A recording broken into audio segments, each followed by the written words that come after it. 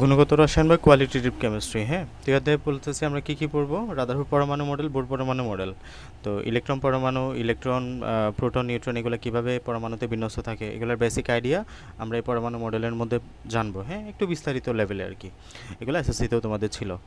এরপরে আমরা কোয়ান্টাম সংখ্যা, বিশেষ করে এটা আমাদের একদমই নতুন টপিক হবে কোয়ান্টাম সংখ্যা। যদিও তোমরা বেসিক আইডিয়া হয়তো 9-10-এ পেয়েছো, এই কোয়ান্টাম সংখ্যা নিয়ে ইনডেপথ অনেক বিস্তারিত জানতে হবে আমাদের। হ্যাঁ, কোয়ান্টাম সংখ্যা নিয়ে একটা সিকিউ তোমাদের পরীক্ষায় আসে। এটা একটা সিকিউ টপিক, এটা একটা সিকিউ টপিক। এরপর হচ্ছে কোয়ান্টাম স্তরে শক্তিক্রম আকৃতি, এই যে কোয়ান্টাম সংখ্যার মধ্যে এগুলো সব চলে আসবে। এরপর আমরা টোটাল 3টা নীতি নিয়ে জানতে হয় এই অধ্যায়ে। একটা হচ্ছে আউফ বাউ নীতি, একটা হচ্ছে হুন্ডের নীতি, একটা হচ্ছে পাউলির বর্জন নীতি। এই 3টা নীতি আমরা প্রয়োগ করব একটা পরমাণুতে ইলেকট্রন বিন্যাস কিভাবে হবে এগুলা বোঝার জন্য। এরপরে হচ্ছে তড়িৎচুম্বকীয় বর্ণালী, এগুলো মোটামুটি আমাদের এমসিকিউ টাইপ কোয়েশ্চেন এখান থেকে চলে আসে। মোটামুটি সিকিউ আসলে এগুলো যা আসবে এগুলো আমরা ম্যাথমেটিক্যাল কিছু প্রবলেম সলভ করব। রেখা বর্ণালী, পরমাণু মডেলেশন, হাইড্রোজেন পরমাণুর বর্ণালীর ব্যাখ্যা। এরপরে এগুলো সব এমসিকিউ টপিক। জাল পাসপোর্ট এবং জাল ব্যাংক নোট শনাক্তকরণ, ইউভি রশ্মির ব্যবহার। হ্যাঁ, ইউভি রশ্মি কীভাবে জাল পাসপোর্ট, জাল নোট শনাক্ত করে। চিকিৎসা ক্ষেত্রে স্যার আয়ার, এটা ক্লাসটা কি রেকর্ড হচ্ছে? হ্যাঁ হ্যাঁ, চিকিৎসা ক্ষেত্রে আইআর বা ইনফ্রারেড রে রশ্মি প্রয়োগ করে ব্যথা বেদনা উপশমের ব্যাখ্যা করতে পারবো। আমাদের এই যে ইনফ্রারেড রে বা অবলোহিত রশ্মি, এটার বাংলা হচ্ছে অবলোহিত রশ্মি, এটা কীভাবে চিকিৎসা ক্ষেত্রে ব্যবহার করা হয়।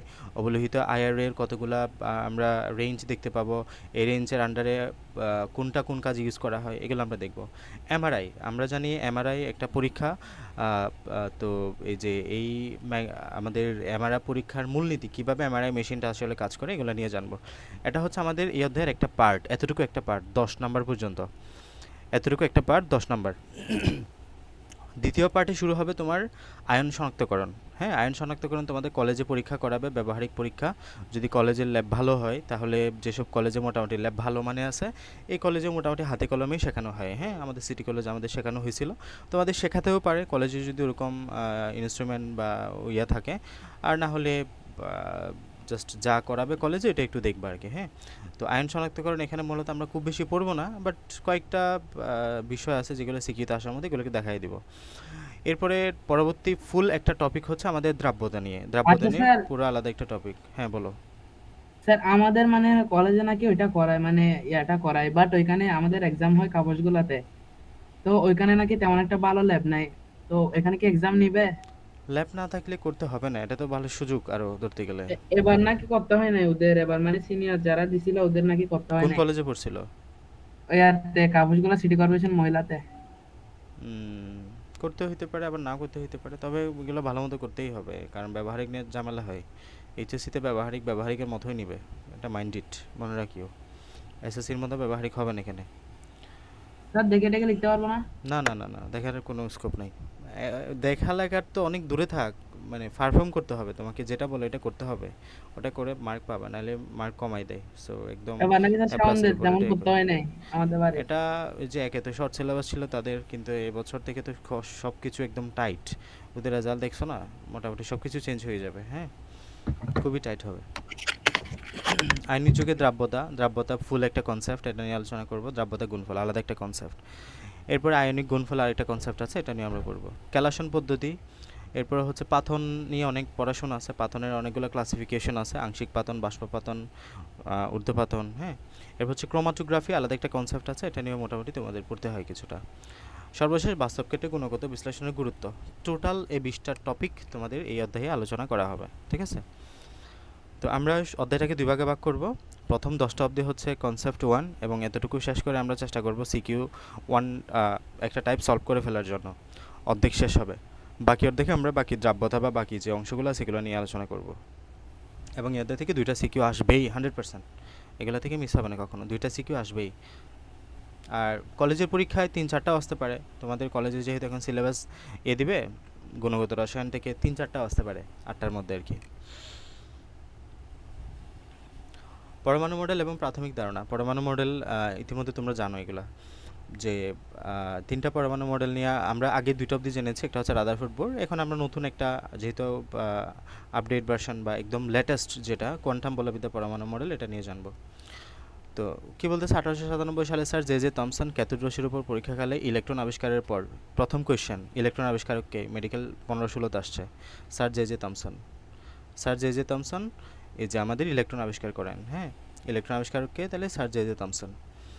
তো 1897 সাল মুখস্থ করতে হবে না। টোটাল 3টি পরমাণু মডেল আমরা আলোচনা করি। একটা হচ্ছে রাদারফোর্ড পরমাণু মডেল 1911 সালে, বোর পরমাণু মডেল 1913 সালে, কোয়ান্টাম বলবিদ্যা মডেল প্রতিষ্ঠিত হয় 1924 থেকে 1927 সালে। আমরা শুরুতে রাদারফোর্ড পরমাণু মডেলটা পড়ব। রাদারফোর্ড পরমাণু মডেলটা উপস্থাপনের পূর্বে সোনার পাতের উপর বিখ্যাত আলফা কণা বিচ্ছুরণ পরীক্ষাটি করেন। তো আলফা কণা বিচ্ছুরণ পরীক্ষাটি কীভাবে করা হয় এটা একটু দেখো। যে এটা একটা পাতলা স্বর্ণের পাত। হ্যাঁ, এটা একটা পাতলা স্বর্ণের পাত এবং এটার পুরুত্ব দেওয়া আছে তোমাদের বইয়ে 0.00 কত, প্রত্যেক বছর এটা চেঞ্জ করে। আমাদের সময় ছিল 0.304 সেন্টিমিটার, এখন করছে 0.404 সেন্টিমিটার। তোমাদের বইয়ে কত আছে দেখতে পারো। তো এই যে এতটুকু পাতলা সোনার পাত, এটা খুবই পাতলা আর কি স্বর্ণের পাতটা। হ্যাঁ, এখানে একটা পর্দার মতো রাখবা এবং তুমি এদিক থেকে আলফা কণা নিশ্চিত করবা। আলফা কণার সংকেত কি? আলফা কণা মানে হলো হিলিয়াম 2+। আলফা কণা কীভাবে তৈরি করা হয়? হিলিয়াম 2+। একটা হিলিয়াম পরমাণু থেকে তুমি যদি 2টা ইলেকট্রন নিয়ে নাও, যেটা অবশিষ্ট পাবা সেটাই হচ্ছে আলফা কণা। হিলিয়াম 2+ হচ্ছে আলফা কণা। কথা বোঝা যাচ্ছে? আলফা কণার সংকেতটা আসবে পরীক্ষায়। তো আলফা কণার ভর কত? আলফা কণার ভর হচ্ছে যে 4। আলফা কণার ভর হচ্ছে 4 এবং 2টা ইলেকট্রন নিয়ে নিছো, তার মানে ইলেকট্রন সংখ্যা 0 এবং প্রোটন সংখ্যা তো আছে। প্রোটন সংখ্যা কত? 2। বুঝছো কথা? প্রোটনের সংখ্যা 2 মানে পারমাণবিক সংখ্যা 2। তাহলে আলফা কণার ভরটা আসে, সংকেতটা মনে রাখলেই হয়, হিলিয়াম 2+, এদিকে 4, আমরা জানি ভর থাকে উপরে আর পারমাণবিক সংখ্যা থাকে নিচে। তাহলে আলফা কণা তুমি এদিকে করবা, আলফা কণা নিঃসরণ তুমি ছাড়বা। এবং সরি, এটা হচ্ছে আমাদের জিঙ্ক সালফেটের পর্দা। এটা হচ্ছে কি জিঙ্ক সালফেটের পর্দা। এবং মাঝখানে যেটা দেখতে পাচ্ছ, এখানে যদি দেখা যাচ্ছে না, মানে একটু তোমার গোল আকারে দেওয়া আছে আর কি, নিউক্লিয়াসের মতো করে। এটাই হচ্ছে মূলত পাতলা স্বর্ণের পাত। হ্যাঁ, আর কালো কালারের যেটা দেখতে পাচ্ছ এটা হচ্ছে জিঙ্ক সালফেটের পর্দা। এখানে আমরা বুঝবো যে কোনো ইলেকট্রন হিলিয়াম আলফা কণা যখন এখানে বাড়ি খাবে তখন এখানে প্রতিপ্রভা সৃষ্টি হবে, উজ্জ্বল বর্ণের আলো সৃষ্টি হবে। ঘটনা ঘটাবে কি দেখো, তুমি যখন এখান থেকে আলফা কণাগুলো নিঃসরণ করবা, আলফা কণা আমরা জানি পজিটিভ চার্জড, এই যে কারণ 2টা ইলেকট্রন তুমি নিয়ে নিছো। আলফা কণা যখন নিঃসরণ করলা, এখান থেকে যখন ছুঁড়ে মারলা, তখন আমাদের পরীক্ষার ফলাফল হচ্ছে এমন যে 99% আলফা কণাই পাতলা স্বর্ণের পাত ভেদ করে এপাশে চলে গেছে। দেখো, একদম এপাশে চলে গেছে। কিছু আলফা কণা হালকা বেঁকে গেছে। মাত্র 20,000টার মধ্যে একটা আলফা কণা বিপরীত দিকে ফিরে আসছে ধাক্কা খেয়ে। এবং উনি খেয়াল করছে যেটা বিপরীত দিকে ফিরে আসছে এটা অনেকটা মাঝখান বরাবর গিয়েছিল। তার মানে উনি এইখান থেকে একটা সিদ্ধান্ত উপনীত হন। প্রথম সিদ্ধান্ত হচ্ছে, যেহেতু ম্যাক্সিমাম আলফা কণা এই পাশে ব্যাত করে চলে গেছে, এটা কেমনে বুঝছে? এই যে এখানে একটা জিঙ্ক সালফেট পর্দা রাখা ছিল, এই জিঙ্ক সালফেট পর্দার মধ্যে আলফা কণাটা গিয়ে এরকম প্রতিবাবা, এই যে স্টার চিহ্নের মতো যেগুলো দেখতে পাচ্ছে, এটা হচ্ছে যে একটা আলোক ছটা সৃষ্টি করছে, প্রতিবাবা সৃষ্টি করছে। তো এই যে উনি খেয়াল করেন যে ম্যাক্সিমাম আলফা কণা এই পাশ ব্যাত করে চলে গেছে। হ্যাঁ, নিউক্লিয়াসটা ব্যাত করে চলে গেল। খুব কম সংখ্যক আলফা কণা, মানে নিউক্লিয়াস বলতে পরমাণুটা ব্যাত করে চলে গেল, খুব কম সংখ্যক আলফা কণা বিপরীত দিকে ফিরে আসছে, কিছু আলফা কণা বেঁকে গেছে। তো এখান থেকে কয়েকটা সিদ্ধান্তে আমরা যাইতে পারি। প্রথম কথা হচ্ছে যে ম্যাক্সিমাম আলফা কণা যেহেতু পরমাণুটা ব্যাত করে চলে গেছে, প্রথম সিদ্ধান্ত হলো পরমাণুর ম্যাক্সিমাম জায়গায় ফাঁকা। পরমাণুর ম্যাক্সিমাম জায়গায় কি? ফাঁকা। এই যে প্রথম সিদ্ধান্ত, পরমাণুর অধিকাংশ স্থানই ফাঁকা, এটা হচ্ছে প্রথম সিদ্ধান্ত, যেহেতু ম্যাক্সিমাম আলফা কণা এই পাশে ব্যাত করে চলে গেছে। দ্বিতীয় সিদ্ধান্ত হচ্ছে, যেহেতু খুব অল্প সংখ্যক আলফা কণা বিপরীত দিকে ফিরে আসছে এবং সংখ্যাটা হচ্ছে 20,000টার মধ্যে প্রায় একটা, তাহলে মাঝখানে কিছু একটা আছে যেটার সাথে ভারী কিছু আছে যেটার সাথে এখানে সংঘর্ষ হয়ে এটা বিপরীত দিকে ফিরে আসছে। এবং উনি এটাও শিওর হন যে মাঝখানে যেটা আছে এটা অনেক ভারী, কারণ এটা বিপরীত দিকে ফিরে আসছে। কারণ আলফা কণা চাইলে এটাকে এরকম ধাক্কা দিয়ে পাশে নিয়ে চলে যেতে পারতো, কিন্তু না, এটার সাথে ধাক্কা খেয়ে বিপরীত দিকে ফিরে আসে, তার মানে মাঝখানে যেটা আছে এটা অনেক ভারী কিছু। এবং এই ভারী কিছুর নাম দেন নিউক্লিয়াস। তাহলে নিউক্লিয়াস আবিষ্কার হয়ে গেল। ঠিক আছে, তাহলে এই যে মাঝখানে কিছু একটা আছে যেটার নাম দেন উনি কি? নিউক্লিয়াস, যেহেতু মাঝখানে কিছু একটার সাথে ধাক্কা খাইছে এটা গিয়ে। দ্বিতীয় সিদ্ধান্ত গেলাম। এরপরে হচ্ছে আরেকটা সিদ্ধান্তে আমরা আসতে পারি, সেটা হলো যে আমরা দিলাম হিলিয়াম আলফা কণা হুইচ ইজ পজিটিভলি চার্জড, যেটা হচ্ছে পজিটিভ চার্জ, এবং আমাদের এখানে হইল বিকর্ষণ, আমরা দেখতেই পাচ্ছি এদিকে ঘুরে যাচ্ছে, বা বিপরীত দিকে ফিরে আসছে, তার মানে বিকর্ষণ তো হইল। আমরা এই সিদ্ধান্তটা জানি, পজিটিভ পজিটিভ বা সমধর্মী চার্জ পরস্পরকে বিকর্ষণ করে, পজিটিভ নেগেটিভ বা বিপরীতধর্মী চার্জ পরস্পরকে আকর্ষণ করে। তো উনি সিদ্ধান্ত নেন যেহেতু আমরা আলফা কণায় দিয়েছি যেটা পজিটিভলি চার্জ ছিল, সুতরাং আমাদের মাঝখানে যেটা আছে এটাও নিশ্চয়ই পজিটিভলি চার্জ থাকবে, যার কারণে এটা বিপরীত দিকে ফিরে আসছে বা বিকর্ষণ করছে। যদি এটা পজিটিভলি চার্জ না হতো তাহলে এটা আকর্ষণ করতো বা বিপরীত দিকে ফিরে আসতো না। বুঝছো কথা? তাহলে এই তিনটা সিদ্ধান্ত উনি নিয়ে আসেন। ওকে, তাহলে এখান থেকে মেইন কনসেপ্ট হচ্ছে এই তিনটা সিদ্ধান্ত, এবং বাকিগুলো আমরা ভাইস ভার্সা এখান থেকে নিয়ে আসতে পারি। তাহলে এখান থেকে উনি কি লক্ষ্য করেন? পর্যবেক্ষণ কি, 99% আলফা কণায় পাতলা সোনার বাদ ভেদ করে সোজাসুজি চলে যায় এবং জিঙ্ক সালফেট পর্দায় আলোচ্ছকটা আলোকিত করে। এই যেখানে আলোকিত করে, এগুলো স্টার চিহ্ন দ্বারা বোঝা যাচ্ছে। তবে মাত্র কয়েকটি আলফা কণা তাদের গতিপথ বেঁকে পিছন দিকে চলে আসে। মাত্র কয়েকটি আলফা কণা তাদের গতিপথ বেঁকে পিছন দিকে চলে আসে। খুব কম সংখ্যক আলফা কণা, প্রায় 20,000টার মধ্যে একটা বিপরীত দিকে ফিরে আসে, একদম সোজা বিপরীত দিকে ফিরে আসে 20,000টার মধ্যে ধরতে গেলে একটা। তো এখান থেকে সিদ্ধান্ত কী হতে পারে? প্রথম সিদ্ধান্ত, পরমাণুর ম্যাক্সিমাম জায়গায় ফাঁকা। যেহেতু আলফা কণার তুলনায় ইলেকট্রনের ভর অতি নগণ্য, সেহেতু এই ফাঁকা স্থান ইলেকট্রন থাকতে পারে। যেহেতু এখানে আমরা আলফা কণার ভর 4 আর ইলেকট্রনের ভর তোমরা জানো প্রায় নগণ্য, মানে গণনার বাইরে, প্রায় অনেক কম, তাই না? তো এই জন্য আমরা বলতে পারি এখানে ফাঁকা জায়গায় যদি কিছু থাকে সেটা ইলেকট্রন থাকতে পারে, যাকে কোনো পাত্তা দিচ্ছে না এই আলফা কণা, সোজা বেদ করে চলে যাচ্ছে। তো ফলে এটার কোনো গতির পরিবর্তন ঘটতে পারে না। এটা যেহেতু খুব কম সংখ্যক আলফা কণা বিপরীত দিকে ফিরে আসে, এতে প্রমাণিত হয় ওই আলফা কণা সোজাসুজি অপেক্ষাকৃত বহু ভারী কোনো কিছুর সাথে সংঘর্ষে পতিত হয়, তা দ্বারা বিকর্ষিত হয়, অর্থাৎ পরমাণুর কেন্দ্রে প্রায় সমগ্র ভর অতি ক্ষুদ্র স্থান দখল করে। আমরা বুঝতেই পারছি যে মাঝখানে যেহেতু কিছু একটার সাথে সংঘর্ষে লিপ্ত হচ্ছে এবং এটা বিপরীত দিকে ফিরে আসে, এটা প্রচণ্ড ভারী হবে, এবং প্রচণ্ড ভারী যে এত ভারী, পরমাণুর ম্যাক্সিমাম ভরই এই জায়গার মধ্যে কেন্দ্রীভূত থাকে, যার জন্য এটার ভর এত বেশি। তো ধরতে গেলে 99.97% ভর আমরা নিউক্লিয়াসের মধ্যেই পাবো, বাকি পুরো জায়গা জুড়ে অল্পটুকু ভর পাবা তুমি।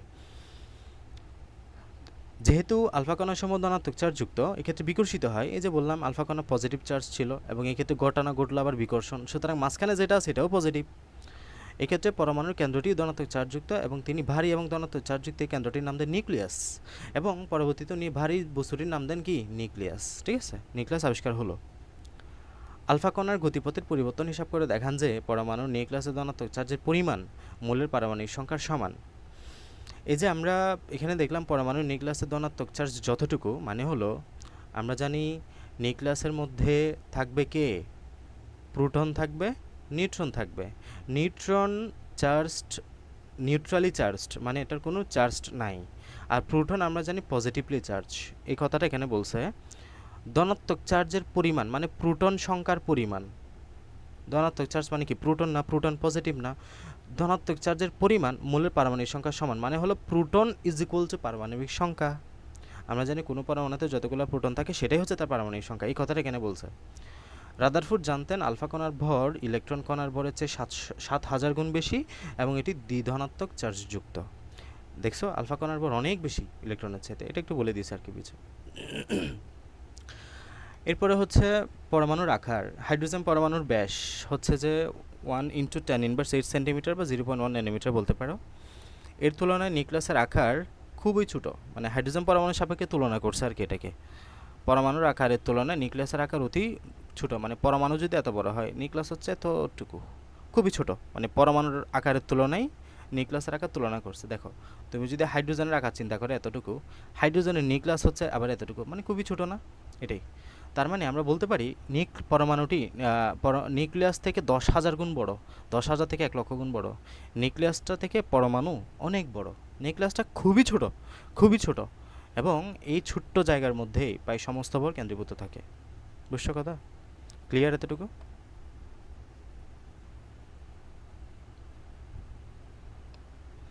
নাহিমা বুঝছো? জি। কাউসার? Okay sir. এখন আমরা স্পেসিফিক্যালি রাদারফোর্ড পরমাণুর মডেলে ঢুকি। রাদারফোর্ড পরমাণু মডেল মূলত এই পরীক্ষাটা করছেন তার পরমাণু মডেলকে এক্সপ্লেন করার জন্য। এখন আমরা পরমাণু মডেলে ঢুকতেছি। পরমাণু মডেল থেকে সিকিউ আসতে পারে, সো ভালো মতো করে পড়বা। রাদারফোর্ড থেকে বোর্ডটা আরও বেশি আসে, বাট রাদারফোর্ডের প্রয়োজন হবে। 1911 সালে এটা উনি উপস্থাপন করেন, সালটা মনে রাখতে হয়। এবং ওনার প্রস্তাবনাসমূহ আমাদের পড়তে হবে। টোটাল 3টা প্রস্তাবনা আমরা খুব ভালো মতো করে পড়ব। এগুলো আগে পড়ে আসছো। গোলাকার পরমাণুর কেন্দ্রস্থলে একটি ধনাত্মক চার্জ বিশিষ্ট ভারী বস্তু বিদ্যমান, যার নাম নিউক্লিয়াস। এই ভারী বস্তুকে পরমাণুর কেন্দ্র বা নিউক্লিয়াস বলা হয়। পরমাণুর মোট আয়তনের তুলনায় নিউক্লিয়াসের আয়তন অতি নগণ্য। এই যে বললাম পরমাণুর মোট আয়তনটা অনেক বড় নিউক্লিয়াসের চাইতে। নিউক্লিয়াসের পরমাণু প্রায় সমস্ত ধনাত্মক চার্জে কেন্দ্রীভূত, প্রায় সমস্ত ভর কেন্দ্রীভূত। সমস্ত ভর তো থাকে 99.97%। আর ধনাত্মক চার্জ মানে কি? প্রোটন। প্রোটন তো থাকবে নিউক্লিয়াসের মধ্যেই, এ কথাটাই বলছে। পরমাণু বিদ্যুৎ নিরপেক্ষ, কারণ কি? যতগুলো প্রোটন থাকবে পজিটিভ, ততগুলো ইলেকট্রন থাকবে নেগেটিভ, এটাই। তাই নিউক্লিয়াসের ধনাত্মক চার্জ সংখ্যা সমান সংখ্যক ঋণাত্মক চার্জযুক্ত ইলেকট্রন থাকে। মানে যতগুলো পজিটিভ চার্জ থাকবে ঠিক ততগুলো নেগেটিভ চার্জ থাকবে। সৌরজগতে সূর্যের চারদিকে ঘূর্ণায়মান গ্রহসমূহের মতো পরমাণুর ইলেকট্রনগুলো এর কেন্দ্রস্থ নিউক্লিয়াসের চারদিকে নিজ নিজ কক্ষপথে সততে ঘূর্ণায়মান থাকে। এই যে উনি এই কথাটা বলে বিপদে পড়ছে লাস্টে গিয়ে, এটাই তার সীমাবদ্ধতা। উনি একটু কাবিলিতি করতে গিয়ে কী বলছে, যে সূর্য থাকে মাঝখানে, আমাদের গ্রহগুলো থাকে তোমার এরকম ঘূর্ণায়মান। উনি এর সাথে তুলনা করছে কিসের সাথে? এই পরমাণুর সাথে। উনি বলছে কি, যে সূর্যকে যেমন কেন্দ্র করে গ্রহসমূহ ঘুরে, সেমভাবে ইলেকট্রনগুলোও কেন্দ্রস্থ নিউক্লিয়াসের চারদিকে ঘূর্ণায়মান থাকে। ধনাত্মক চার্জযুক্ত নিউক্লিয়াস মানে হলো, আমরা জানি প্রোটন নিউক্লিয়াসের মধ্যে থাকবে, সুতরাং নিউক্লিয়াসটা পজিটিভ। ঋণাত্মক চার্জ বিশিষ্ট ইলেকট্রন ঘূর্ণায়মান থাকবে। পারস্পরিক স্থির বৈদ্যুতিক আকর্ষণজনিত কেন্দ্রমুখী বল। এই যে খেয়াল করো, এটা হচ্ছে যে তোমার পজিটিভ চার্জ বিশিষ্ট নিউক্লিয়াস, আর এটা হচ্ছে তোমার নেগেটিভ চার্জ বিশিষ্ট ইলেকট্রন। তো আমাদের এই যে ইলেকট্রন এবং পজিটিভ আর নেগেটিভের মধ্যে একটা আকর্ষণ বল থাকবে না, এই আকর্ষণ বলের জন্যই মূলত আমাদের এইটা ঘুরবে। এখন তুমি যখন কোনো একটা দড়ি দিয়ে, ধরো এটা একটা দড়ি দিয়ে তুমি একটা এখানে দড়ির মধ্যে আগার মধ্যে তুমি একটা বেঁধে আর কি একটা পাথর বেঁধে ঘোরাচ্ছ। পাথরটা যখন এই বিন্দুতে থাকবে তখন এদিকে চলে যেতে চাইবে, যখন এই বিন্দুতে থাকবে তখন এদিকে চলে যেতে চাইবে, যখন এই বিন্দুতে থাকবে তখন এদিকে চলে যেতে চাইবে, মানে সে লম্বা বরাবর সবসময় চলে যেতে চাইবে। তো এটা হচ্ছে তার কেন্দ্রবিমুখী বল। কিন্তু কেন্দ্রবিমুখী বল সবসময় কার্যকর হয় না। কেন? কারণ এখানে একটা সুতার টান বল আছে। এই সুতার টান বলটা হচ্ছে মূলত কেন্দ্রমুখী বল। এই যে সুতাটাকে টেনে ধরছে না, এই টেনে ধরার ফলে তো আলটিমেটলি সে এদিকে যাচ্ছে। তুমি খেয়াল করো, আমরা এটা ভেক্টর দিয়ে আলোচনা করি, যে তুমি এটা হচ্ছে তুমি যখন এটাকে ঘোরাচ্ছ এই বরাবরে, এটা যখন এখানে আছে তখন চলে যেতে চাচ্ছে এদিকে, সুতার টান বল কাজ করতেছে এদিকে, যেটা হচ্ছে কেন্দ্রমুখী বল। তো এদিকে একটা ভেক্টর কাজ করতেছে, এটা ধরো যে পি ভেক্টর, এদিকে একটা ভেক্টর কাজ করছে যেটা হচ্ছে কিউ ভেক্টর। তো আমরা জানি একই সময়ে যদি দুইটা বল একটা বিন্দুতে কাজ করে, এই বিন্দুতে কাজ করতেছে না, এদিকেও টানতেছে এদিকেও টানতেছে, এই বলে আমি এদিকেও যাব না, আমি এদিকেও যাব না, আমি সোজা বরাবর ঘুরবো। সেমভাবে এখানে যখন সে এদিকে টানতেছে আবার এদিকে টানতেছে, সে যখন বলতেছে এদিকেও যাবেন না এদিকেও যাবেন, এই বরাবর ঘুরবে। ওই যে লব্ধি ভেক্টর, এটাই হচ্ছে তার লব্ধি ভেক্টর। বুঝছো কথা? যেই পথে ঘুরতেছে এটাই হচ্ছে তার লব্ধি ভেক্টর, মানে লব্ধি পথ আর কি বলতে পারো। তাহলে এই যে এখানে যেটা আছে এটা হচ্ছে যে তোমার কেন্দ্রমুখী বল, আর বিপরীত দিকে যেটা তাকে মানে নিয়ে যেতে চাচ্ছে এটা হচ্ছে কেন্দ্রবিমুখী বল, মানে তার অক্ষ বরাবরে। তো এটা এখানে বলছে কেন্দ্রমুখী বল হিসেবে কাজ করে কোনটা? কেন্দ্রমুখী বল ছাড়া তো কোনোভাবে তোমার একটা বস্তু এভাবে ঘুরতে পারে না। এই যে আমাদের এখানে সূর্যকে কেন্দ্র করে বিভিন্ন গ্রহসমূহ ঘুরতেছে, কেন ঘুরতেছে? কারণ আমরা সূর্য এবং গ্রহের মধ্যে একটা বল কাজ করতেছে, যেটাকে আমরা বলি মহাকর্ষ বল। পৃথিবীর আমরা যে মৌলিক বলগুলো পাই এগুলোর মধ্যে অন্যতম হচ্ছে মহাকর্ষ বল। এই মহাকর্ষ বলের কারণে এখানে তারা কেন্দ্রমুখী বলের যোগান দিচ্ছে, ফলে সুন্দর মতো পৃথিবীটা সূর্যকে কেন্দ্র করে ঘুরতেছে। কিন্তু এখানে ইলেকট্রনটা কেন নিউক্লিয়াসকে কেন্দ্র করে ঘুরতেছে? এটার কারণ হলো ইলেকট্রন হচ্ছে নেগেটিভ চার্জ, প্রোটন হলো পজিটিভ চার্জ। পজিটিভ নেগেটিভ একটা আকর্ষণ বল কাজ করে, যেটা হচ্ছে আমাদের তড়িৎ ঋণাত্মক বল, এবং এই আকর্ষণ বলের জন্যই আমাদের এটা ঘুরতেছে। এবং এই আকর্ষণ বলকে আমরা বৈদ্যুতিক আকর্ষণজনিত কেন্দ্রমুখী বল বলে থাকি। এটা হচ্ছে কেন্দ্রমুখী বল। এবং আবর্তনশীল ইলেকট্রন কেন্দ্র বহির্মুখী বলও থাকে এবং পরস্পর সমান। এই যে বললাম এর জন্য ব্যালেন্সড হয়, মানে সমবার হয়। ওই যে ভেক্টর অনুসারে তখন আমাদের কি হয়? আলটিমেটলি লব্ধি হয়। এই যে এই বরাবর আলটিমেটলি তারা ঘুরতে পারে। রাদারফোর্ড পরমাণু মডেলে নিউক্লিয়াসের ধারণ আছে বলেই নিউক্লিয়ার মডেল বলা হয়। তাহলে রাদারফোর্ড পরমাণু মডেলের অপর নাম কি? Nuclear model. সৌরজগতের সাথে মিল রেখে মডেলটি দেওয়া হয়েছে বলে একে সৌর মডেলও বলা হয় এবং সোলার সিস্টেম অ্যাটম মডেলও বলা হয় এটাকে। এই কথাবার্তাগুলো এখানে বলা হয়েছে। একটা ইলেকট্রন যখন ঘুরে তখন এদিকে কেন্দ্রমুখী বল কাজ করে, বিপরীত দিকে বিমুখী বল কাজ করে, বা কেন্দ্র বহির্মুখী বল বা এদিকে কাজ করে। আলটিমেটলি ইলেকট্রনটা এপাশে করে ঘুরে। এটা হচ্ছে উভয় বলের লব্ধি ফল। এই যে বরাবর সে ঘুরতেছে। এই যে বিভিন্ন কক্ষপথ, নিউক্লিয়াস, এগুলা ওনার কথা। রাদারফোর্ড পরমাণু মডেলের সীমাবদ্ধতা আছে। এখন লিমিটেশনস অফ রাদারফোর্ডস অ্যাটম মডেল, কী কী সীমাবদ্ধতা উনি রেখেছেন ওনার পরমাণু মডেলে? প্রথম কথা, উনি সৌর মডেল এর গ্রহসমূহ সামগ্রিকভাবে চার্জবিহীন, অথচ পরমাণুতে আবর্তনশীল ইলেকট্রন সমূহ ঋণাত্মক চার্জ। উনি বলছেন যে সূর্যকে কেন্দ্র করে যেমন গ্রহগুলা হলো ইলেকট্রনের সাথে তুলনা করছে, গ্রহগুলোর সাথে কাকে তুলনা করছে? ইলেকট্রনের সাথে। আর নিউক্লিয়াসকে তুলনা করছে সূর্যের সাথে। কিন্তু পৃথিবী এবং সূর্য দুজনেই সামগ্রিকভাবে নিস্তড়িত, মানে হলো চার্জবিহীন। কিন্তু আমরা এখানে electron negatively charge, proton nucleus positively charge দেখি। সো এটা তুলনা করাটা ঠিক হয় নাই। এরপর আসো ম্যাক্সওয়েলের তথ্য। ম্যাক্সওয়েলের তথ্য কি বলে যে কোনো চার্জযুক্ত বস্তু যদি বৃত্তাকার কক্ষপথে ঘুরে তা ক্রমাগতভাবে শক্তি বিকিরণ করবে, আবর্তন চক্র ধীরে ধীরে কমতে থাকবে। এভাবে যদি কোনো ইলেকট্রন এভাবে যদি ঘুরতে থাকে, এই যে এভাবে যদি কোনো ইলেকট্রনকে এভাবে করে ঘুরতে থাকে, তার আবর্তন চক্র ধীরে ধীরে কমতে থাকবে, তার আবর্তন চক্র ধীরে ধীরে কমতে থাকবে এবং একসময় নিউক্লিয়াসে পতিত হবে। এক্ষেত্রে কক্ষপথে আবর্তনশীল ঋণাত্মক চার্জযুক্ত ইলেকট্রন ক্রমশ শক্তি হারাতে হারাতে নিউক্লিয়াসে পতিত হবে, অর্থাৎ একটি সম্পূর্ণ অস্থায়ী অবস্থা প্রাপ্ত হবে, যেটা আসলে কখনো সম্ভব হয় না।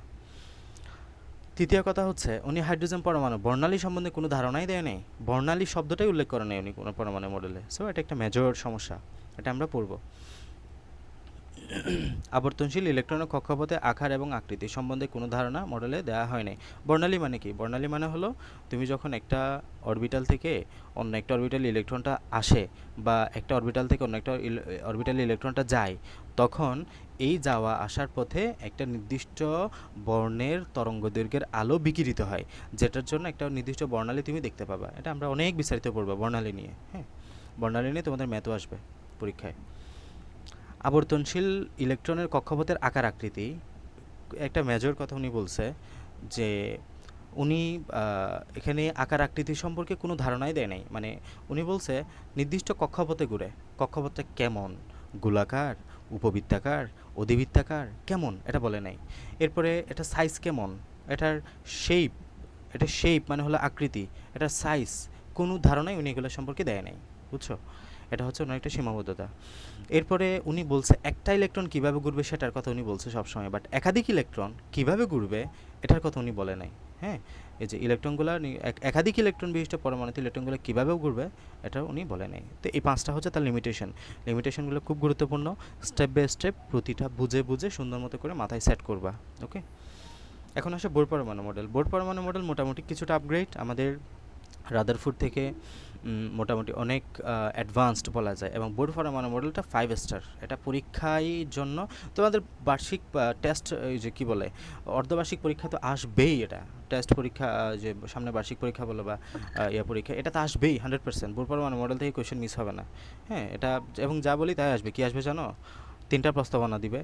এই যে তোমার বোর পরমাণু মডেলকে এক্সপ্লেন করতে বলবে, ইলেকট্রন স্থির কক্ষপথ, কৌণিক ভরবেগের ধারণাটা এক্সপ্লেন করবা, শোষণ বর্ণালী, বিকিরণ বর্ণালী, দেন সীমাবদ্ধতা আসতে পারে, এবং কেন বোর পরমাণু মডেল আমরা অধিগ্রহণযোগ্য, এই যে এই কোয়েশ্চেনটা আসবে। ঘ নাম্বারে গিয়ে এই কোয়েশ্চেনটা আসে। কিংবা এই যে আমাদের একটা ল্যামডা মান বের করতে দিবে। হ্যাঁ, এগুলো যখন সিকিউ করবো তখন করতে করতে হয়ে যাবে, মানে বারবার ঘুরে ফিরে এগুলো আসে পরীক্ষায়। বোর পরমাণু মডেল কত সালে দেয়? 1913 সালে। এবং এখানে উনি 3টা মূলত ত্রুটি রাদারফোর্ডের দূর করেন। একটা হচ্ছে ম্যাক্সওয়েলের তথ্যভিত্তিক ত্রুটি, ইলেকট্রন কক্ষপথের আকারভিত্তিক ত্রুটি, হাইড্রোজেন পারমাণবিক বর্ণালীর ত্রুটি। উনি বর্ণালী নিয়ে মোটামুটি কিছুটা ব্যাখ্যা দেয়। প্রথম কথা হচ্ছে একদম হেডলাইনগুলো মুখস্থ করে ফেলবা। হেডলাইনের আন্ডারে যে কথাবার্তাগুলো আছে এগুলো তুমি বুঝলে নিজে লিখতে পারবা। উনি স্থির কক্ষপথ বা শক্তি স্তরের ধারণা দেন। একটা বিশাল কিন্তু এটা পয়েন্ট উনি তুলে ধরছে যে স্থির কক্ষপথ বা শক্তি স্তরটা কেমন এটা উনি ধারণা দেন। উনি বলেন পরমাণুসমূহ যে নির্দিষ্ট কক্ষপথে ঘুরে সেগুলোকে উনি নাম দেন স্থির কক্ষপথ বা শক্তি স্তর বা অরবিট। এগুলোর নাম কি দেন? এগুলোর নাম দেন শক্তি স্তর বা স্থির কক্ষপথ বা অরবিট বা স্টেশনারি অরবিট। 4টা শব্দই মনে রেখো। তো এগুলাকে উনি কি বলেন? এন, ছোটো হাতের এন দিয়ে 1, 2, 3 নামে আখ্যায়িত করেন। প্রথম শক্তি স্তর হলো n=1, দ্বিতীয় শক্তি স্তর n=2, অথবা KLMN। আমরা সিকিউতে বা ম্যাক্সিমাম KLMN দিয়েই দেখব যে KLMN। তাহলে K মানে হলো প্রথম, L মানে হলো দ্বিতীয়, M মানে হলো তৃতীয়, N মানে হলো চতুর্থ। এরপরে আসো ইলেকট্রনের কৌণিক ভরবেগ। কৌণিক ভরবেগটা একটু বুঝো। ভরবেগ তো চিনো তোমরা। ভরবেগ মানে কি? ভরবেগ মানে হলো ভর এবং বেগের গুণফল, এটা হচ্ছে ভরবেগ। সো এটা হচ্ছে নর্মালি যখন কোনো একটা সরলরৈখিক গতির ক্ষেত্রে তুমি ভরবেগ বলো, সেটা হচ্ছে যে এটা নর্মাল ভর এবং বেগের গুণফলকে ভরবেগ বলা হয়। তো যখন কোনো একটা বস্তু কৌণিক গতিতে থাকে, মানে বৃত্তাকার গতিতে থাকে, তখন তো আর সেটা নর্মাল ভরবেগ হবে না, তখন সেটা হবে যেহেতু কৌণিক বেগে ঘুরতেছে সেজন্য এটা বলতেছে কৌণিক ভরবেগ। নামের আগে একটা কৌণিক বসাই দেবা। তা আমি বলতেছি তোমাদেরকে, যখন আমি ভেক্টর না কি পড়িয়েছিলাম তখন মনে হয় কাদেরকে জানি বলছি, মনে নাই? তোমাদেরকে মনে হয় না, এটা তোমাদেরকে তো পড়াই নাই মনে হয়। তো তখন বলছি যে কৌণিক শব্দটা অ্যাড হলে আর গুণ করে দিবা, আর মানে হলো ব্যাসার্ধ।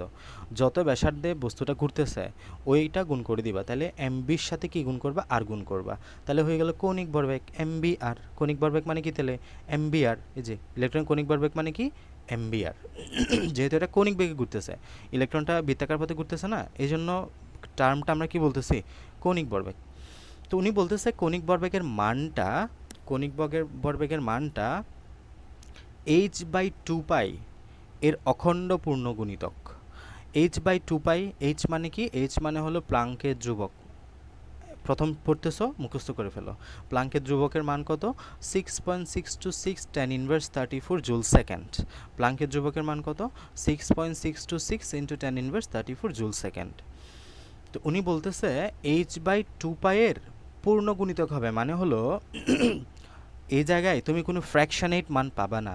মনে করো 2.5 বা 3.1 এমন কিছু মান পাবা না, হয় 2 পাবা, হয় 3 পাবা, হয় 4 পাবা, মানে এরকম মান পাবা। পূর্ণ গুণিতক বা পূর্ণ সংখ্যা, ফ্র্যাকশনেট মান, দশমিক সংখ্যার কোনো মান পাবা না তুমি, বুঝছো কথা?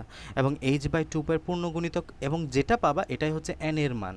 ধরো এখানে তুমি পূর্ণ গুণিতক হিসেবে পাইছো 3, তার মানে এই 3টাই হচ্ছে ওই পরমাণুর জন্য n, বা ওই ইলেকট্রনের জন্য, যে ইলেকট্রনে তুমি বের করতেছো আর কি, ওই ইলেকট্রনের n বা তার কক্ষপথ সংখ্যা।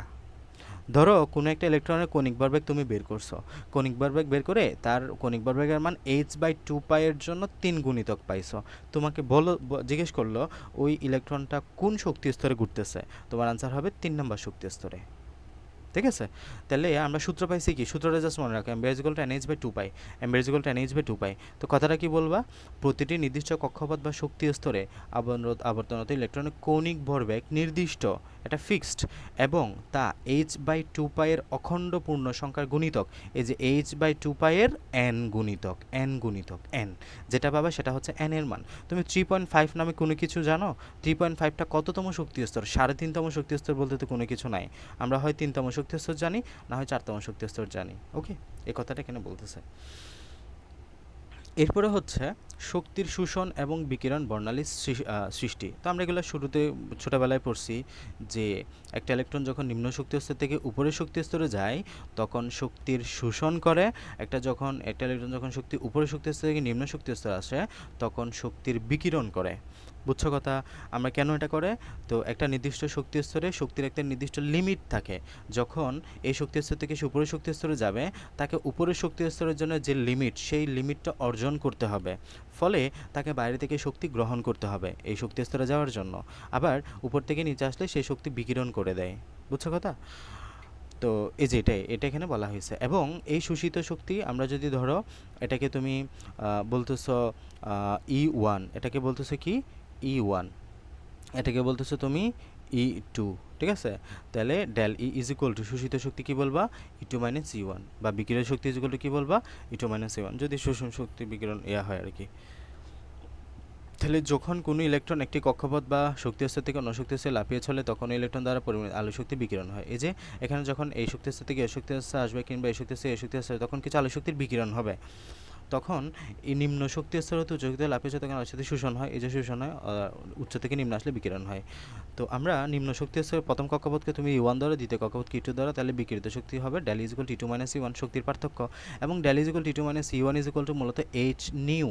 h নিউ মানে হলো স্পন্দন সংখ্যা, হ্যাঁ, এই সূত্রটা মাঝে মধ্যে আসে, খুবই কম, একটু মনে রাখতে পারো। Is equal to H nu, del is মানে শক্তির ব্যবধানটা আর কি, is equal to H nu. But আমরা এটা প্রয়োগ করি না খুব একটা, তোমাকে এটা শক্তি জানা থাকবে, এটা শক্তি জানা থাকবে, জাস্ট দুটো বিয়োগ করে দিবা, তাহলে তুমি শক্তির পার্থক্যটা পেয়ে যাচ্ছ। বাস এতটুকুই। এরপর আসে বোর পরমাণু মডেলে কিছু সীমাবদ্ধতাও আছে। প্রথম সীমাবদ্ধতা হচ্ছে যে উনি পরমাণু মডেলের মধ্যে উনি বর্ণালীর ব্যাখ্যা দিয়েছেন, ঠিক আছে। উনি বলেন যে এখানে বর্ণালী তৈরি হবে, এই যে যখন একটা ইলেকট্রন থেকে একটা জায়গা থেকে অন্য একটা কক্ষপথে ইলেকট্রন আসা যাওয়া করবে তখন বর্ণালী তৈরি হবে। কিন্তু উনি একক ইলেকট্রন বিশিষ্ট পরমাণুর বর্ণালী ব্যাখ্যা করেন। হাইড্রোজেন পরমাণু এবং একক ইলেকট্রন বিশিষ্ট যেগুলো আছে লাইক হিলিয়ামের পরমাণু ইলেকট্রন সংখ্যা কত, 2, একটা ত্যাগ করে দাও তাহলে ইলেকট্রন কয়টা থাকে, 1, বুঝছো? এই যে হিলিয়াম প্লাস লিথিয়ামের ইলেকট্রন সংখ্যা কত 3, দুইটা ত্যাগ করে দাও, লিথিয়াম 2+, তার মানে ইলেকট্রন সংখ্যা কত 1। আরেকটা এখানে বইয়ের মধ্যে যোগ করে নাও, খুব ভালো, এটা বই এখানে তোমাদের দেয়া নাই, সবাই একটু যোগ করে নাও, এটা পরীক্ষা আসবে, এটা পরীক্ষা আসে। বেরিলিয়াম 3+, বেরিলিয়ামের মধ্যে ইলেকট্রন সংখ্যা কত ছিল 4, একটা ইলেকট্রন ত্যাগ করে দিলে ইলেকট্রন হয়ে যাবে 3। তাহলে এই 4টা মৌল তোমরা মনে রাখবা, একটা হচ্ছে হাইড্রোজেন, একটা হচ্ছে হিলিয়াম প্লাস, একটা হচ্ছে লিথিয়াম 2+, একটা হচ্ছে বেরিলিয়াম 3+। এই 4টা আয়ন ছাড়া অন্য অন্য সব আয়নের উনি বর্ণালী ব্যাখ্যা করতে পারে না। জাস্ট একক ইলেকট্রন যেগুলোর মধ্যে আছে, বিশেষ করে এই চারটা আয়নের মধ্যেই উনি বর্ণালী ব্যাখ্যা করতে পেরেছেন, বাকিগুলোর মধ্যে পারে নাই। সো এটাও ওনার একটা সীমাবদ্ধতা। একক শক্তিস্তর হতে অপর শক্তিস্তরে ইলেকট্রন স্থানান্তর করলে বোর পরমাণু মডেল অনুসারে একটি রেখা বর্ণালী হওয়ার কথা ছিল, কিন্তু উচ্চ ক্ষমতার স্পেকট্রোস্কোপ দ্বারা পরীক্ষা করলে দেখা যায় যে একাধিক রেখা রয়েছে এখানে। এই যে এখানে উনি বলেন একটা বর্ণালী তৈরি হবে, কিন্তু উচ্চ ক্ষমতার স্পেকট্রোস্কোপ দ্বারা এখন পরীক্ষা করলে দেখা যায় যে এখানে একটা রেখা না, মূলত অনেকগুলো রেখা দেখা যায়। হ্যাঁ, বোর পরমাণু মডেল অনুসারে কক্ষপথ দ্বিমাত্রিক সমতলীয়, উনি এভাবে খাতায় বা আমরা যেভাবে খাতায় আঁকতেছি ওইভাবে। কিন্তু বর্তমানে আমরা কোয়ান্টাম মেকানিক্স যখন পড়বো তখন আমরা এগুলো দেখবো যে মূলত ত্রিমাত্রিক কাঠামো, এগুলো মূলত 3D শেপ, হ্যাঁ 3 ডাইমেনশনাল, এই সম্পর্কে উনি ধারণা দেন নাই। এরপরে উনি একটা মানে এখানে একটা আমরা যখন হাইজেনবার্গের অনিশ্চয়তা নীতি পড়ি, অনিশ্চয়তা নীতি মানে কি, অনিশ্চয়তা নীতি আমরা পড়বো, এটা হাইজেনবার্গের নীতি যখন পড়বো, তো আনসার্টেন প্রিন্সিপাল, হাইজেনবার্গস আনসার্টেন প্রিন্সিপাল মানে হলো যে কোনো একটা ইলেকট্রনের ভরবেগ এবং এর অবস্থান, ভরবেগ এবং অবস্থান তুমি একই সময়ে সঠিকভাবে নির্ণয় করতে পারবা না, একই সময়ে সঠিকভাবে নির্ণয় করতে পারবা না, যে কোনো একটা ভুল হবেই। ধরো তুমি অবস্থানটা সঠিকভাবে বের করতেছো, এই ভরবেগ তখন ভুল হয়ে যাবে, ঠিক আছে? যখন তুমি ভরবেগটা বের করতেছো তখন অবস্থানটা ভুল হয়ে যাবে। এটা হচ্ছে হাইজেনবার্গের অনিশ্চয়তা নীতি। তো এই যে আমরা হাইজেনবার্গের অনিশ্চয়তা নীতি যদি দেখি, তাহলে অবস্থান ও ভরবেগ নির্ণয় করা সম্ভব। উনি বলেন কি একটা নির্দিষ্ট সময় সে বা অবস্থান ও ভরবেগ নির্ণয় করা সম্ভব, কিন্তু হাইজেনবার্গের অনিশ্চয়তা নীতি কি বলে, এই অবস্থান ভরবেগ তুমি একই সময়ে সঠিকভাবে নির্ণয় করতে পারবে না। তাহলে হাইজেনবার্গের সাথে ওনার একটা ফ্রিকশন হয়ে গেল না। হাইজেনবার্গ বলে বের করতে পারবে না এবং এটাই সঠিক। আর আমাদের এখানে তুমি যখন ইলেকট্রনকে কণা রূপে গণ্য করে রাদারফোর্ড বোর পরমাণু মডেল পড়তেছো, তখন বলতেছো অবস্থান ও ভরবেগ নির্ণয় করা যাবে। ওকে, এগুলো অনেক বিস্তারিত বলতে হবে যদি আমি বলতে যাই, কারণ এখানে কণা রূপে আছে, তারপর তরঙ্গ রূপে আছে। তরঙ্গ রূপে চিন্তা করলে আমরা অবস্থান ও ভরবেগ আবার তোমার এই যে এখানে মানে বিপরীত হয়ে যাবে। হ্যাঁ, এগুলো এখন না জানলেও চলবে, এগুলো যখন আধুনিক পদার্থবিজ্ঞান অধ্যায়টা পড়বা ওখানে কিছুটা আলোচনা আছে এগুলো নিয়ে, মোটামুটি অত বেশি না। হাইজেনবার্গের অনিশ্চয়তা নীতি গেল, একটা ইলেকট্রনের অবস্থানভাবে নির্ণয় করা যায় না, যেহেতু তার মতে গতিশীল ইলেকট্রনের কণা ও তরঙ্গ ধর্ম উভয় আছে, তাহলে একটা ইলেকট্রনের কণা এবং তরঙ্গ উভয় ধর্মই আমরা পাই। এটা হচ্ছে তার কথা হাইজেনবার্গের অনিশ্চয়তা নীতি মতে। এরপরে বোর মডেল বলা হয়েছে যে স্থির কক্ষপথে ইলেকট্রনের কণিক ভরবেগ mv=nh/2π হবে। তাহলে স্থির কক্ষপথে ইলেকট্রনের কণিক ভরবেগ mv=nh/2π হবে। এই যে আমাদের ইলেকট্রনের কণিক ভরবেগটা mv=nh/2π হবে। কণিক ভরবেগের এরূপ মান কেন দেওয়া হয়েছে উনি এটা ব্যাখ্যা করেন নাই।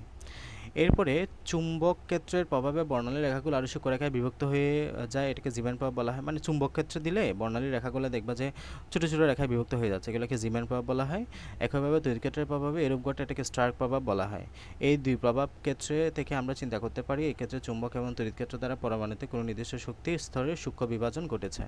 তাহলে একটা কথাই মনে রেখো, এখানে চুম্বক ক্ষেত্রের প্রভাবে বিভক্ত হলে তাকে জিমেন, আর তড়িৎ ক্ষেত্রের প্রভাবে বিভক্ত হলে তাকে স্টার্ক। জাস্ট এতটুকু মনে রাখিও। বোর পরমাণু মডেলের সাফল্য ও গ্রহণযোগ্যতা, এখানে প্রথম কথা উনি পরমাণু মডেলের স্থায়িত্ব, যেটা আমরা রাদারফোর্ড পরমাণু মডেলে পাই না, এটা পাই। দ্বিতীয়ত বর্ণালীর ব্যাখ্যা উনি সুন্দর মতো দিয়েছেন, এই যে একক পরমাণু যেগুলো আছে এগুলো আর কি। তৃতীয়ত হাইড্রোজেন পরমাণুর বর্ণালী কক্ষপথের ব্যাসার্ধ আমরা নির্ণয় করতে পারি, যেটাকে আমরা বোর ব্যাসার্ধ বলে থাকি, মনে রাখি এটা 5.29 × 10⁻11 মিটার। এরপর হচ্ছে আমরা বোর পরমাণু মডেলের ধারণা, বোর পরমাণু মডেল অনুসারে ভিন্ন শক্তি স্তরে আবর্তনশীল ইলেকট্রনের শক্তি নির্ণয় করতে পারি। আমরা শক্তি নির্ণয় কিছু সূত্র আছে, এগুলো আসে না তোমাদের পরীক্ষায় খুব একটা, বাট আমরা বের করতে পারি এগুলো নিয়ে। একটি শক্তি স্তর থেকে অন্য শক্তি স্তরে একটি লাফিয়ে চলে কি মানে শোষিত বিকিরণ শক্তি কীরকম হবে এগুলো জানতে পারি। বোর পরমাণু মডেলের ধারণা থেকে আমরা RH এর মানে রিডবার্গ ধ্রুবক, আর রিডবার্গ ধ্রুবকের মানটা মনে রাখিও 1.09678 10⁻7 নাকি 6 মনে হয়, আর এটা মনে রাখিও 1.09 109739 সেন্টিমিটার ইনভার্স 1। এরপরে হচ্ছে আমরা এখানে প্রধান দুটি বিষয় হলো পরমাণুতে বিভিন্ন শক্তি স্তর আছে, মানে শক্তি স্তর ধারণ নিদেন স্যার সমূহ। এখানে কি 1 পয়েন্ট হবে না না না, 5 পয়েন্ট নাম্বার? হবে না, পয়েন্ট হবে না এখানে। আমি মিটার ইনভার্স দিয়ে বলতে চাচ্ছিলাম 1.09678 10 ইন 678 ইন্টু 10⁻6 মিটার ইনভার্স 1 বা সামথিং এমন কিছু। মিটার ইনভার্স 1 বলে আর কি, 10⁻6 নাকি 7 আমার এক্স্যাক্টলি মনে নেই, এখানে হয়তো থাকবে কোথাও, দেখে নিও। আর সেন্টিমিটার ইনভার্স 1 বলে এটাই বলবা। আমরা মেনলি ম্যাথ করবো এটা দিয়ে, আমি যেটা বলছি এটা দিয়ে তোমরা ম্যাথ করবা, সেন্টিমিটারের ম্যাথ করা হয় না, রিডবার্গ ধ্রুবক। তো এই যে পরমাণুতে বিভিন্ন শক্তি স্তর আছে এবং শক্তি স্তরের ইলেকট্রন স্থানান্তরের জন্য বিভিন্ন বিকিরণের সৃষ্টি হয় এবং তার স্পন্দন সংখ্যা হচ্ছে যে তোমার nu is equal to E2 - E1 divide by H, হ্যাঁ। যা শক্তিকে তুমি H দ্বারা ভাগ করে দিবা, প্লাঙ্কের ধ্রুবক। তো এটা কিভাবে হলো বা এটা উনি ব্যাখ্যা করেন নাই, হ্যাঁ, এটা ওনার এটা গ্রহণ মানে তোমার ইয়ে আর কি, তোমার সাফল্য বা উনি এই যে তোমার স্পন্দন সংখ্যা বের করার সূত্র দেন, তারপর এখানে তোমার কক্ষপথের ব্যাসার্ধ বের করেন, যেটা বোর ব্যাসার্ধ বলতেছি, হ্যাঁ, রিডবার্গ ধ্রুবকের মান পাওয়া যায়। এগুলোর জন্য আমরা মোটামুটি বেশি গ্রহণযোগ্য বলে থাকি আমাদের এই বোর পরমাণু মডেলকে, ঠিক আছে। এই জন্য এই কোয়েশ্চেনটা আমাদের আসে পরীক্ষায়, কোনটা তুমি বেশি গ্রহণযোগ্য মনে করবা, ঠিক আছে। এতটুকু হচ্ছে আমাদের বেসিক পড়াশোনা। এরপর অংশগুলো মোটামুটি বেশ সহজ এবং রিডিং পড়া, এই জন্য এগুলো আমি পড়াচ্ছি না। 2.1.4 এটা তোমরা নিজেরা পড়ে নিও। জাস্ট তুলনা, উভয় পরমাণু মডেলের মধ্যে জাস্ট তুলনা করবা, এটার পর এগুলো পড়া হয়েছে ইতিমধ্যে, এগুলো একবার রিডিং পড়লেই হবে। স্থায়িত্ব বলো, সীমাবদ্ধতা কোনটার কী বলছে এগুলা বলো, হ্যাঁ, এগুলো আমি পড়াই দিব, এগুলো আপাতত না, এগুলো পড়িও না, এগুলো পড়িও না। বাস এতটুকু পড়িও তোমরা নেক্সট দিন, এতটুকুই পড়ে আসো, নেক্সট দিন আমি এর থেকে উপর থেকে পড়াবো বাকিগুলা, এতটুকু পড়ে আসো।